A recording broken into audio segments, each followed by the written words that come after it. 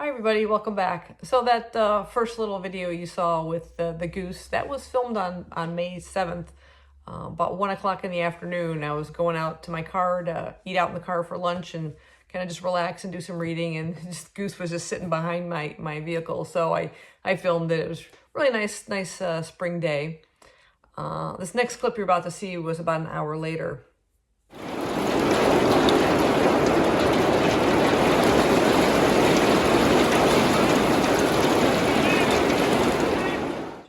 Ginormous storm just came out of nowhere, and it lasted for quite a bit. We work in a building that's got a bit of a metal roof, so it can get quite loud.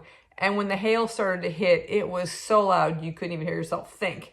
And just as when it got to these really loud pitches, we're like looking at each other, employees and stuff, and we're just like, oh my God. And then just ramped up even more. And of course, we're all like filming in the front window, which not the best place to be, but you saw the hail that was coming down. It just got ridiculous.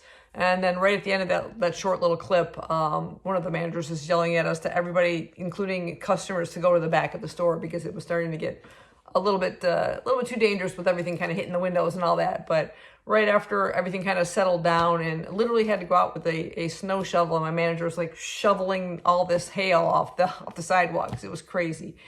But anyway, kind of that's what you expect, it's spring around Chicagoland and stuff. You never know what to expect. Expect the unexpected. So I'm here today with the Friday Reads video to just kind of go over some of the things I finished. I finished 2 books recently. The first one I want to talk about is C.E. Rose's The House of Hidden Secrets. This is a really good psychological thriller, a very slow burn. It took a while to kind of build up. We meet our main character, Serena. I'm not sure if I'm pronouncing that right, Serena, I guess, and her 4-year-old daughter, Elena. Serena goes to Ramsey Hall to become a housekeeper for Hayden Ramsey. He's an elderly widower who fractured a hip and needs kind of help maneuvering things around the house and just general care. Even though he has 2 older sons that visit quite often. One of them is Hugh and one of them is Jack. Jack's the eldest. But she goes there to take care of him, and she's got some secret past that we slowly find out about, but she's kind of tight-lipped about her background and stuff. And she quickly makes friends with Hugh.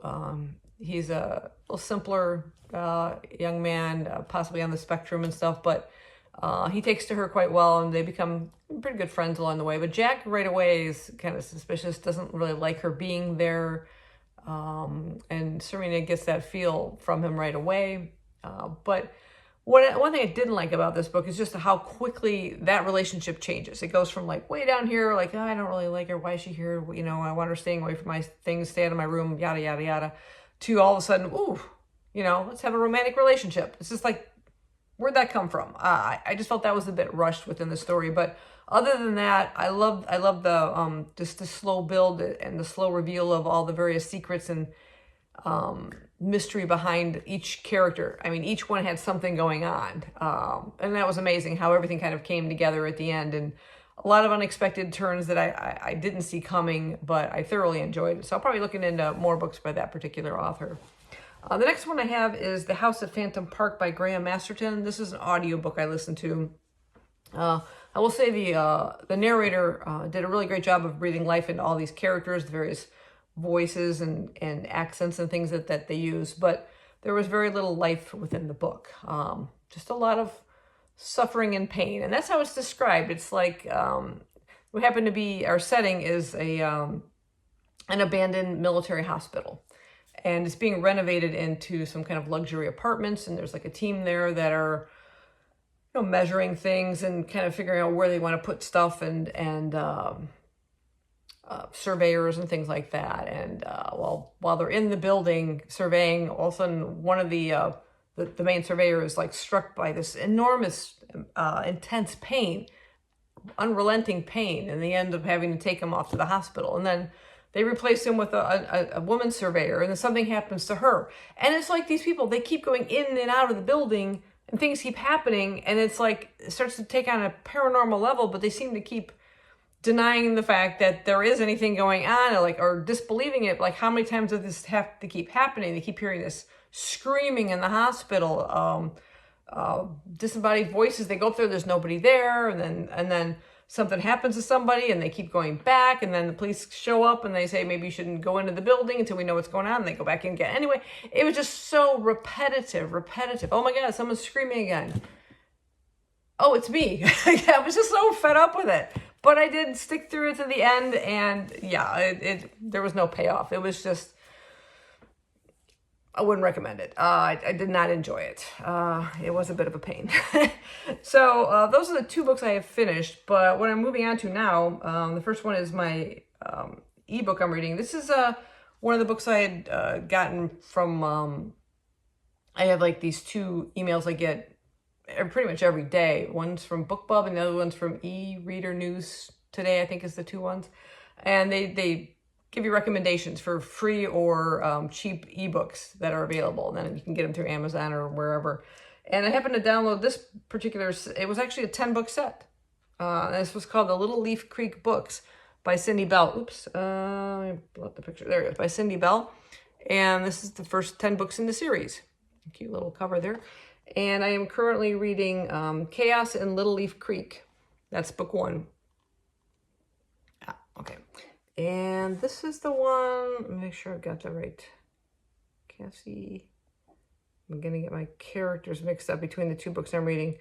Okay, I'm probably going to get the names wrong, so I won't even go with that. We have a young woman who used to live in the city. She was married, her husband passed away, and she decides to move to a small little country town. That's kind of where she was originally from, not this particular one, but she kind of misses that life now. She wants something a little more simple, small little town, kind of cozy feel to it. So she moves to Little Leaf Creek in the hopes of finding that new life, and hoping to meet like the neighbors and, you know, and so while she's there, she happens to see this, one of the townspeople happens to be an artisan and is creating some kind of metal structure, whatever, that she really likes. And she decides she wants to buy it from him and have it installed in her front property.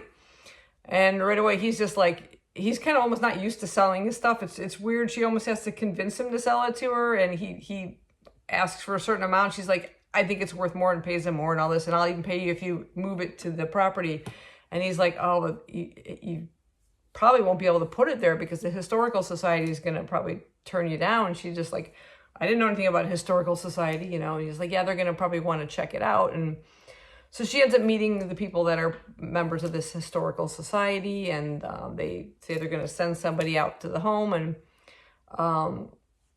she's supposed to be meeting with this person later in the evening, and then all of a sudden hears screaming outside. When she rushes outside, some other neighbor has now come across this body in her front lawn, and it's the person who's coming there to see this sculpture that's been put there. And just before this body was found, the artist had just finished kind of installing it and had left not too long ago. So there's all these potential. Did he encounter the guy and you know, got into an argument about it and killed him and ran off?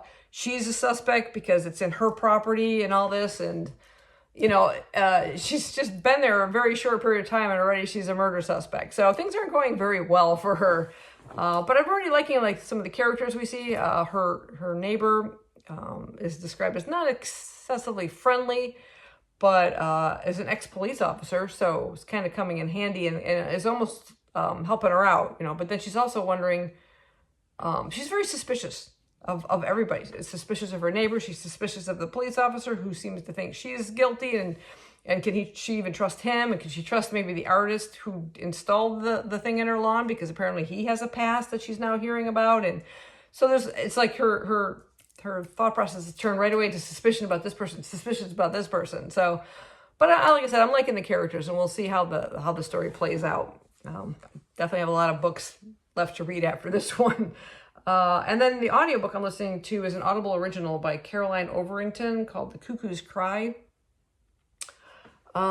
This one was published in 2020. It's like July 2020. So it is a COVID book. And by that I mean, yeah, it's set in that time frame in the lockdown, or just about when the lockdown's about to begin. And this one's set in New South Wales, Australia. And our main character, again, I'm butchering the names. I think it's Donald Barlow. Anyway, he's about a 70-year-old gentleman and lives alone. He does have a daughter, but she doesn't live quite nearby. It's a bit of a journey to get to this location. And it's just on the eve of lockdown. And someone knocks at his door. And it's this young 19-year-old girl. She's got like pink hair and stuff like that. She's got like nowhere else to stay. And he lets her in, and it turns out that she's there. She was actually looking for him. Apparently, he's her grandfather. And he had had a child back when he was like 19 years old that they gave up to her for adoption. And according to the girl, she had found out through her father that, you know, she has this grandfather. He never wanted to make contact with his own father, but she was, you know, interested in meeting him. And for whatever reason that, you know, at this particular stage in her life, you know, and with everything else going on, she ends up finding herself there.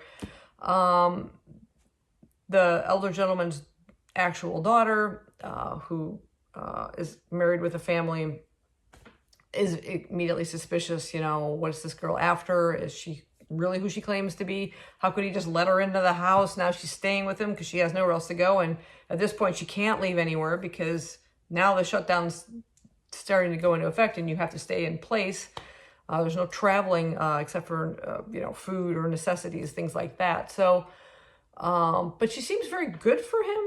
From what we see so far as the story's progressing, she seems good, but the daughter's still suspicious and also a little jealous, I think. Maybe she feels like she's neglected her father all these times, busy with her family, always busy, and haven't seen him as much, maybe 6 times a year at the most. And now, you know, here's the girl like planning her grandfather's 70-year birthday, and she's like, why don't we think of doing something? And, you know, so there's like, I'm questioning too. I'm wondering about this young girl's motives. There's some things that we are coming across in the story that kind of add a little bit of suspicion as to her behavior, what she's up to. Is she got some ulterior motives for being there? Is she who she claims to be?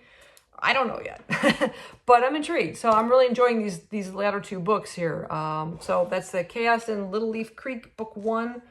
Well, that is book 1 of the Little Leaf Creek series by Cindy Bell. And then this Audible original, Caroline Ovington's The Cuckoo's Cry.